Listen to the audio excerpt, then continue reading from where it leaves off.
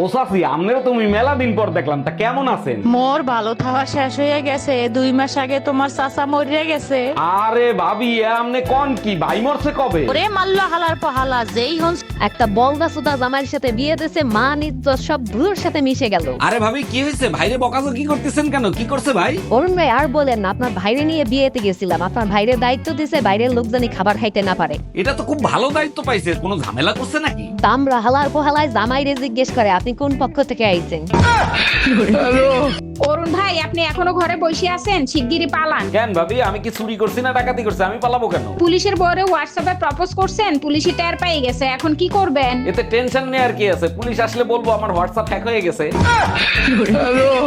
অরুণ ভাই, মাঝরাতে এত আওয়াজ করলে নিচে তো আমরা থাকতে পারি না। আর ভাবি বললেন না, রোমান্টিক স্বপ্ন দেখে বউকে জড়িয়ে ধরে বলেছিলাম বেবি আই লাভ ইউ। বলেন কি অরুণ ভাই, তাই নাকি? তারপর কি হয়েছিল? লাথি মেরে খাটের থেকে ফেলায় দিয়ে বলে পাশের বাড়ির নতুন ভাবির নাম বেবি, তুমি জানলা কি করে?